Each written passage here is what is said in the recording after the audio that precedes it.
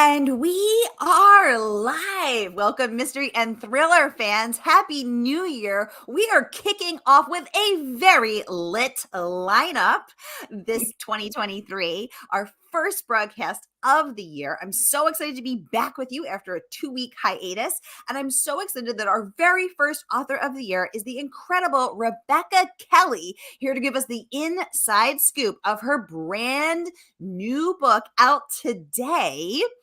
No One Knows Us Here. Rebecca, welcome to Mystery and Thriller Mavens. Tell us about this book.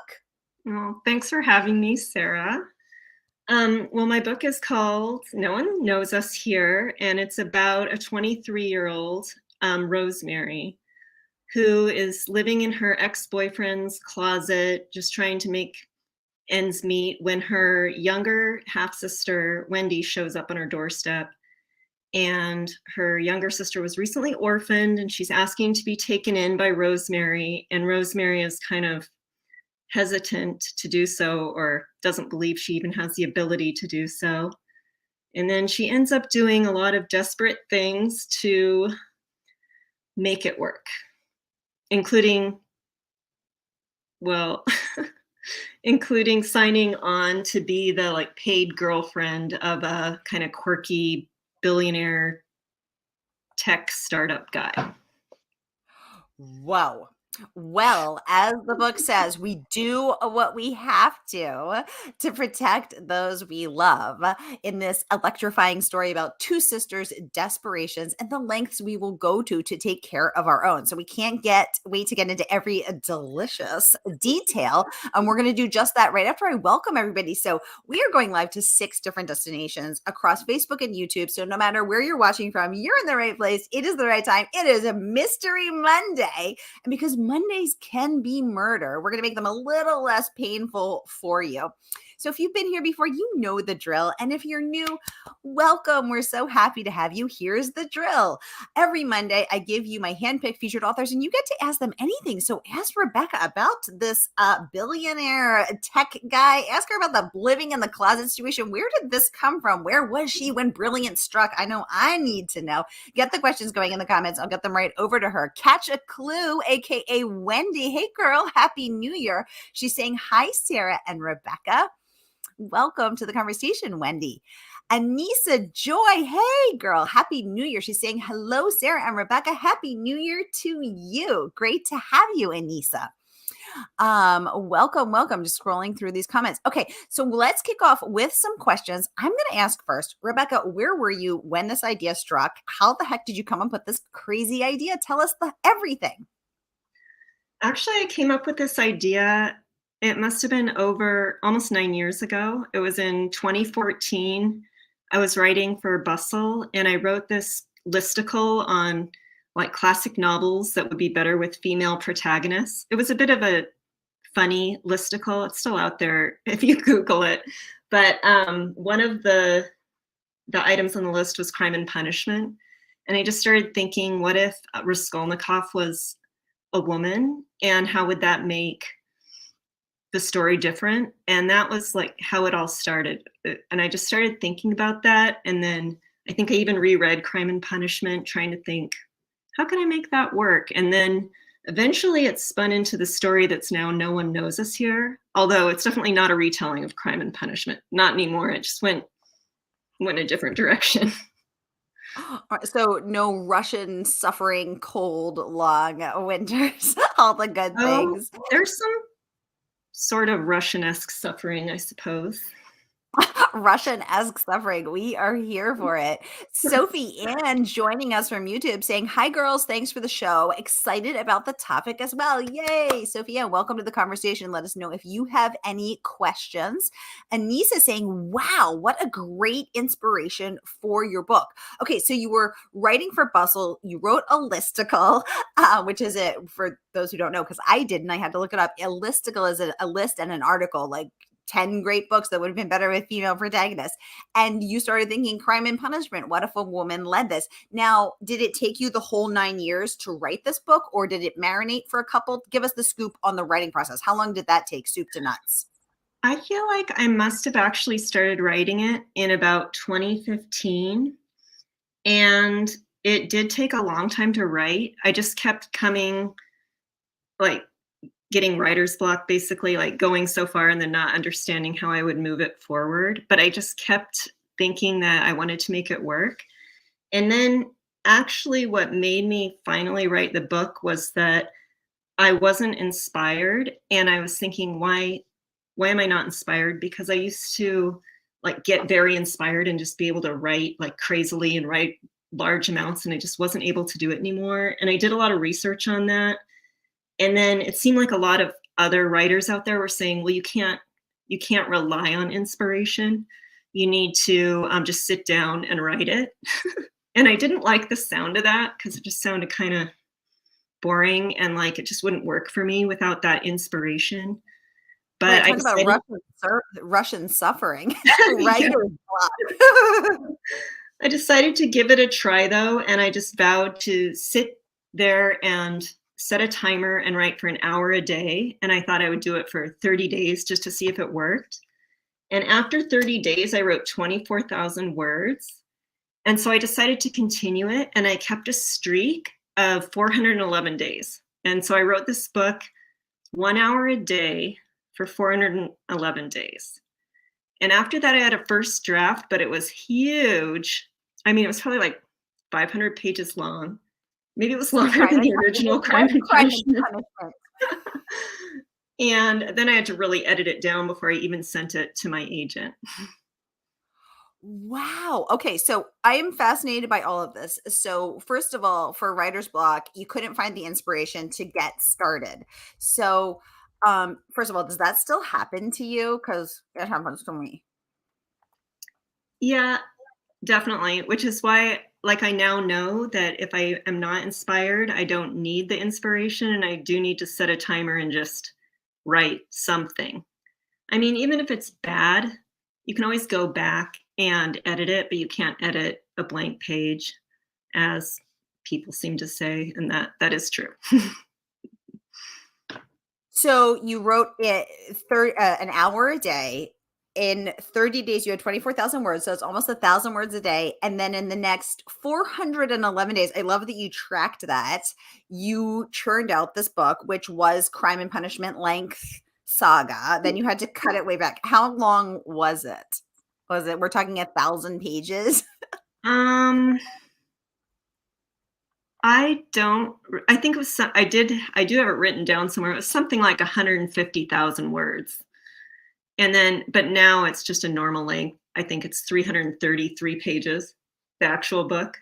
Whoa, 333. I love Yeah.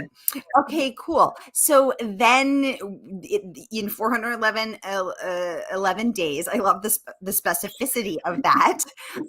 Then you had this draft, you cut it back. Then did you start pitching it? How about the path to publication? How did that go?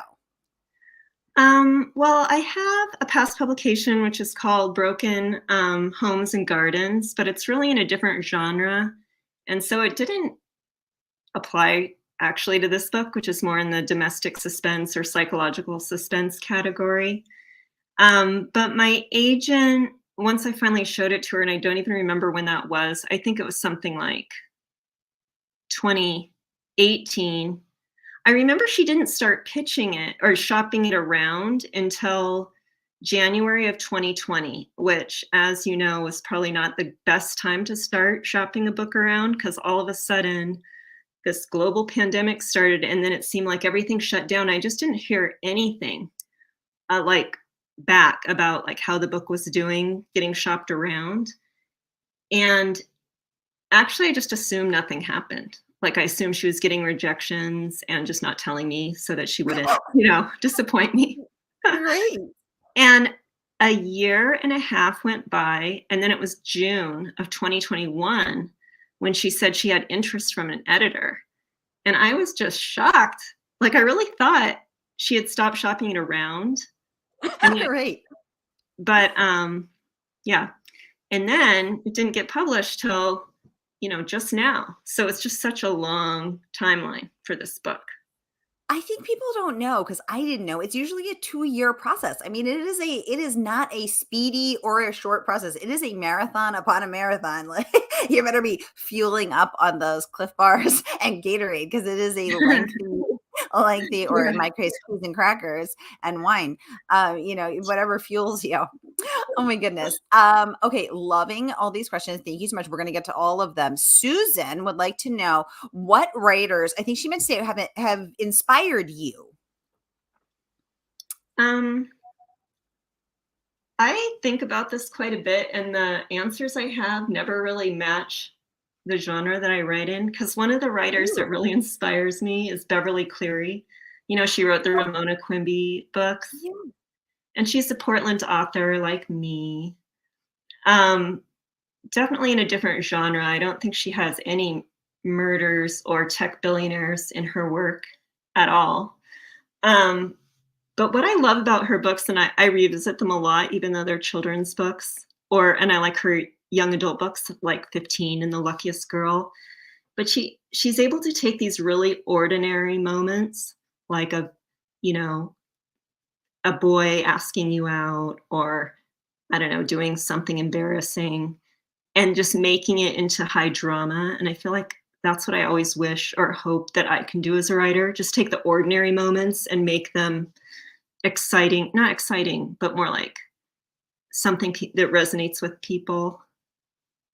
And I think she turns those ordinary moments into great fiction.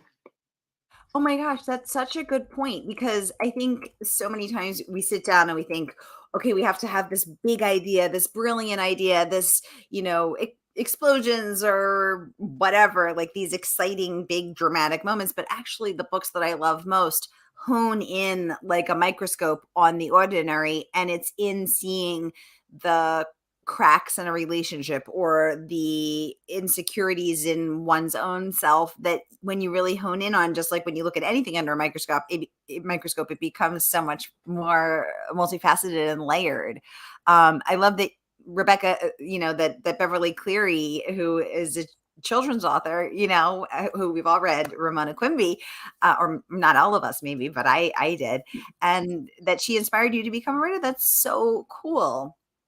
Um, Linda, welcome to the conversation. She said that is a long time, but only write at a year to write. Yeah, exactly. So you did that in 411 days, just over a year to write that book. How long did it take? But then you had this, Crime and Punishment length tome. um, how long did it take you to cut it back and get it ready to send out? Oh my gosh. I mean, yeah, I think it took that 411 days to get a draft, but really that's just such a fraction of the entire process.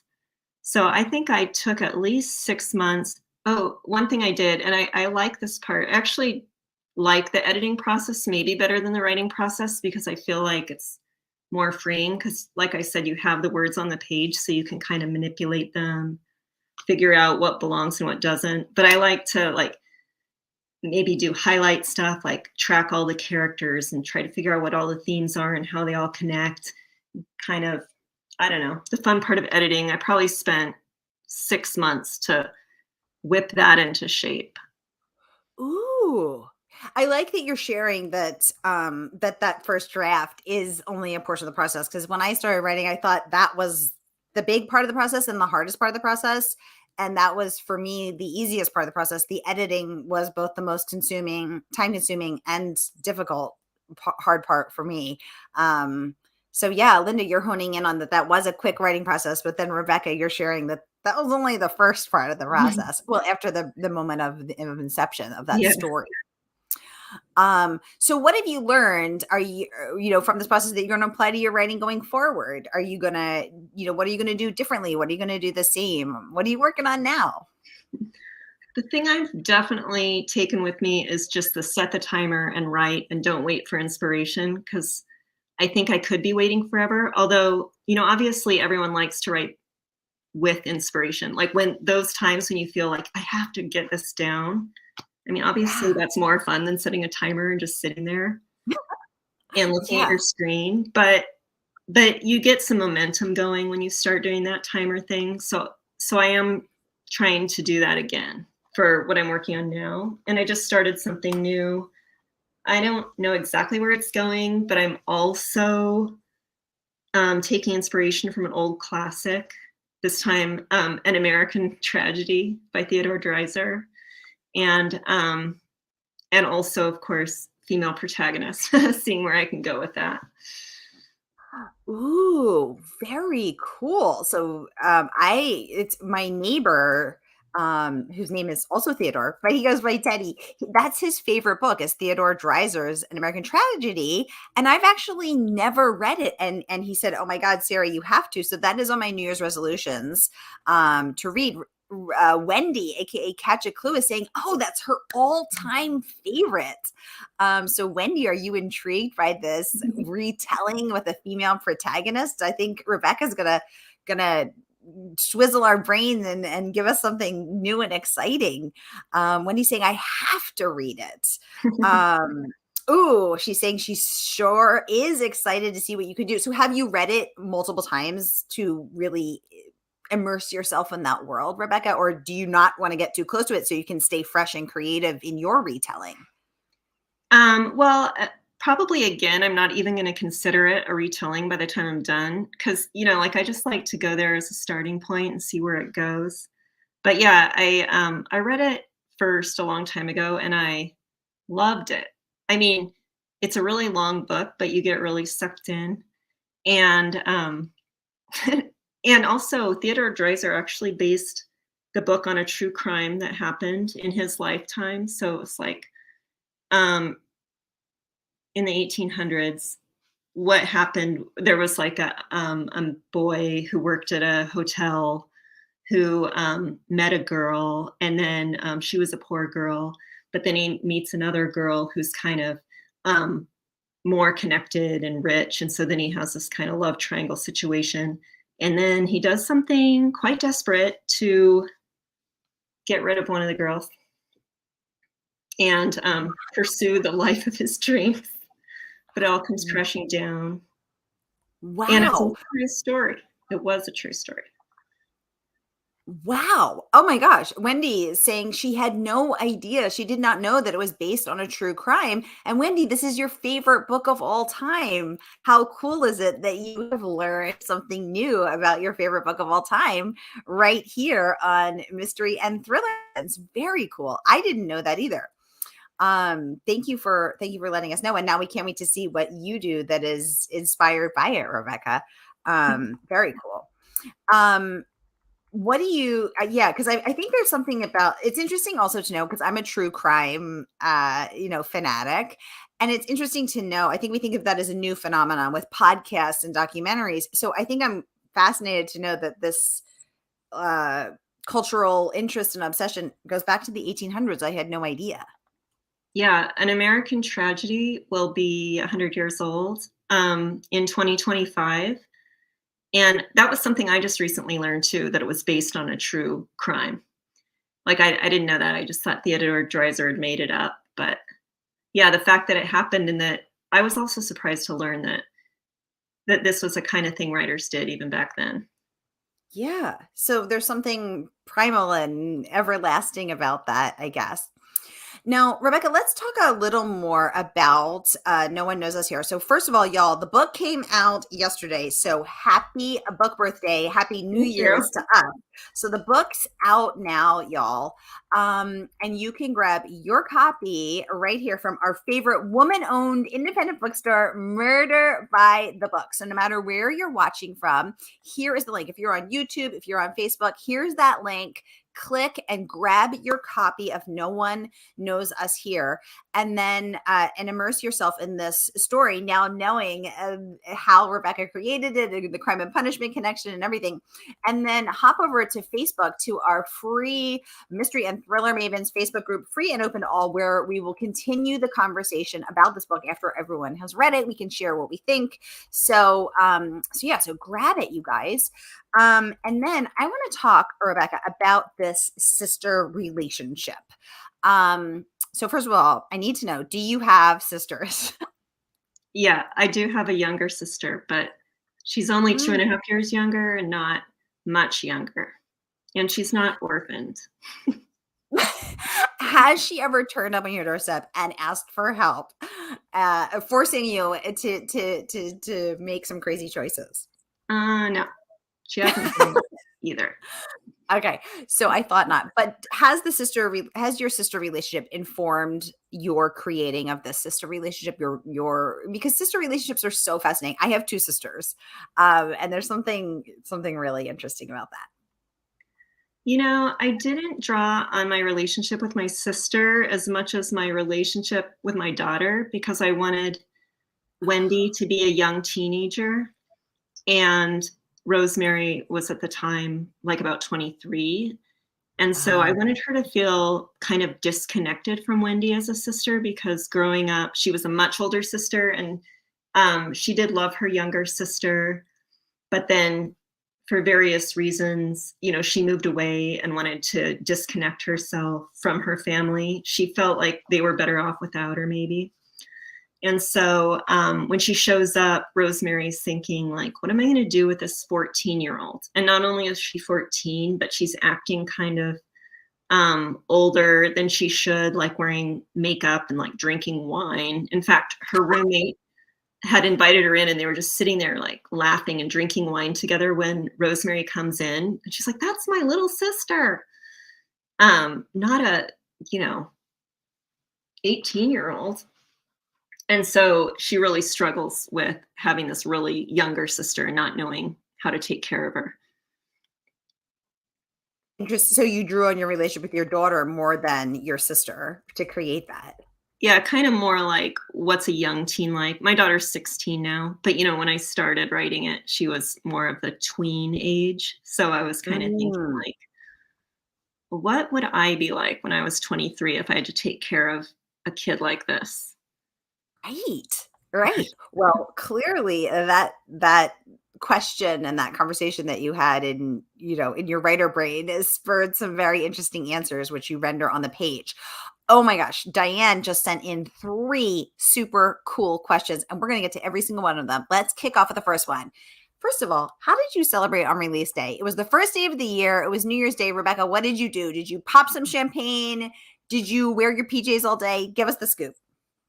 Um, that's funny because I just read this, or I didn't just read it, but I remember reading a book by Anne Lamott where she said that when her book came out, she was really excited. And this was way before the internet when her first book came out.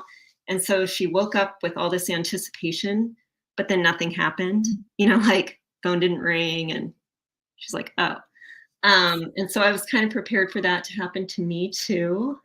But then with social media, you actually can celebrate with other people. So, I kind of just posted on um, Facebook and Instagram and everything and talked about the release of my book and what a long process it was. And so that felt like I was celebrating the book, like with a lot of people, because everyone was, of course, congratulations. I felt like I Yay! did get to celebrate. So, and also because you're, in different time zones than everybody, the celebration could continue. Yeah. Yeah, very cool. Okay. Diane has another great question, and I'm dying to know too. So, what do you do to decompress after you finish a book? Because this was a long process and it's a lot. So, how do you do it? I don't know that I ever did. She's still um, totally wound. She's still in the creative process. I think when I first had that draft after 411 days, I was very excited and I was like, yay. But then it just seemed like a huge mess. I was like, oh no, there's Hmm. so much to do. And then you can celebrate. There's a bunch of different milestones along the way, like, oh, my agent said it's ready to shop around. Yay. Nothing happens. You kind of forget about it. Then, oh, maybe an agent or an editor's interested. Yay. Like you can celebrate, but staggered over years. Right, because I think I thought, that it was a quicker process and that there would be this momentous end point where it's like, "Okay, I'm done now." And there would be this moment of celebration or decompressing, but what I've learned is that it's just the end of that marathon is the starting gate to the next one. So it's like, okay, I just did this running marathon. Now I start editing. Okay, just started editing. Now I'm going to send it out. Okay, now I'm going to send it out. Now I'm going to rewrite. It's interesting how it sort of doesn't it doesn't you're done as the start of the next one.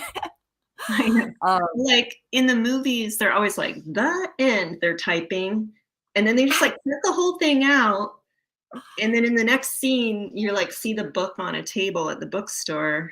I don't know, it's definitely not like that. It is not like that. It's kind of disappointing because I would very much like to type "the end" and then cheers and then go to the bookstore, wearing a great outfit in the daydream. I'm wearing a really great outfit. Yeah. Um, okay. We're all wondering, Diane, thank you for these great questions. What is your writing routine? Okay, so you set that timer, but do you do it at a set time? Do you rise with the sun? You're like, I do it at 6 a.m. and my butt's not leaving that chair to like get the hour done or 1,000 words down, or is it, whenever you can fit it in, or like what does a day look like in the life of writer Rebecca Kelley? Um, I definitely am not an early riser. And when I first did my challenge to write an hour a day, and I know that doesn't sound like very much at all, because I always thought that when I was a real writer, I'd be basically writing 8 hours a day like it is a full-time job. And that just didn't work for me at all. Like, I obviously don't have the discipline or stamina to like write for 8 hours a day. Even an hour a Yeah, day sometimes seems like too much. But yeah. I do try to do the hour thing as early as possible. But I have done it as late as, 11 PM, which is the latest you can do without it being the next day. Oh, sorry, I can't hear you. Sorry, I had myself muted because I Okay. was typing it. I was typing this the what you were saying, and I didn't want to hear the clacking. I didn't want to bother anyone. So there are days you're staring at the clock. The clock is staring back. It is now 10:30 at night. You have not done your hour. You're sweating. You are thinking to yourself, I have 30 more minutes to procrastinate, and then I will not make my daily deadline. So at 11:00, you sit down and start typing. I mean, that has happened, yeah. Which is why now I do try to do it beginning of the day so that it's not hanging over you all day, like, "I've gotta do this writing," because then you feel a little sense of accomplishment for at least doing something. Exactly. I just hosted the mystery panel at the Boston Book Festival, and one of the people on the panel was Ben Mesrick, who wrote The Social Network, which became the movie, and the Bitcoin Billionaires, and I forget, he's done a whole bunch. But anyway, he was saying, so his goal is 1,000 words a day. So he said sometimes he doesn't care how long it takes, and sometimes it's 20 minutes, and then he's free to go do the rest of his day. But sometimes it is 6, 7, 8 hours, and he just can't get any words out, and he doesn't let himself get up until he hits that 1,000 words. So it's interesting how we all, as creatives, negotiate with the muse and ourselves and our inner critic, whether it's about the hour or the words. Diane, if memory serves, you've joined us before. You're a writer as well. Tell us what your process is. Tell us if you're a number of words or an hour, or what's your process. She's saying, congratulations. No, thank Oh, you. your fellow Oregonian, Margaret Pernard, is in the house. She said, celebrating milestones. Your Portlandian is, or Portlander. I don't know what the word is. Your fellow Portland resident is saying, celebrating milestones sounds good, but how about a happy new year? Exactly. Yeah, were you, because you had a lot to celebrate this year, a New Year's book, a New Year's release, and on New Year, big New Year's Day for you. Jump cuts do deceive. Yes, totally. She's saying she's an early writer. Yes, another one for our side. Sarah's on the outside. I'm a night person. No, wait, Rebecca, you said you're not an early riser. No. Okay. Mm-mm. Okay, Margaret. She's on team Sarah. You're by I mean, yourself over there, yeah. Rebecca. Rebecca and I are over here in team night. Margaret's over there in team morning by herself for once. Diana saying Thank you for answering, Rebecca. Thank you, Sarah. Oh, Diane, our pleasure. We're here to talk. This is an open conversation. We're here to have this community. Thank you for all your great questions. Margaret saying that's kind of a mile, like a mile goal for exercise. Oh my gosh, great point. You can run it fast or walk it slow, but you're still going to get to that point. Totally. Such a great point. Uh-oh, Margaret's saying that you do try to get it done earlier. Okay, fine. We'll share, Rebecca, Margaret. Margaret's team morning. I'm team night. Rebecca will have to pick a side. Oh my goodness. Y'all, we are out of time. I just want to remind you the book came out yesterday. It was special New Year's Day release. So here is that link again. Grab your copy and immerse yourself in the world of Rosemary and all of these the fabulous world that Rebecca has created for us. So here again is the link. Grab your copy. I'm going to pop it up here in the comments wherever you're watching from. You can grab it right here. Support woman-owned, independent, Murder by the Book, our favorite bookstore. Yay! Diane is saying she just writes. She doesn't wait for the muse because I'm here to write for my love of words, storytelling, and to pay the bills. She's a girl who gets it done, and I respect that. Diane, thank you for sharing your process and for all your great questions. Wendy saying, thank you both. Wendy, thank you. So great to see your name pop up. I'll be back at the top of the hour with Leah Conan, YA writer turned thriller author, here to give us the inside scoop on her latest. So stay with us and I'll be back then. Oh, I want to get these last comments. Diane saying she's a night owl. Heck yeah, team night owl. I can write anytime, but I find my time to put my words down is by the moon. I always say that the moon comes out and I come alive like a werewolf. Margaret saying, how many writers who write about billionaires as characters have met one, I wonder, to compare? Have you met some billionaires? Have you hung out with them, Rebecca? Oh yeah, I hang out with billionaires all the time. So yeah, that's what she was doing. A lot of real life inspiration. I love it. Well, thank you so much for coming on. Thank you for giving this the scoop on No One Knows Us here. Oh, Diane's showing that she writes by hand first and then she moves it over to the screen. Oh, very cool. I was reading actually that writing by hand stimulates a different part of their brain. So when you write by longhand, they imaged brains with MRIs and it lit up a different part of the brain than typing does, which is so fascinating because it's still the creative process, getting that story down. All right, y'all. Thank you so much. Sophie Ann, thanks for grabbing your copy. We appreciate you. Let us know what you think. Hop over. Be sure to join Mystery and Thriller Mavens. If you're on Facebook, I see you're joining us from YouTube. So if you're on Facebook, come over and join us in the Mystery and Thriller Mavens group and let us know what you think of this book, what you think of Rosemary and all the juicy adventures in this book. All right, y'all, that is a wrap. Rebecca Kelley, thank you for joining us live from Oregon. I'll be back at the top of the hour, y'all. Get a drink, get a snack, and I'll see you then.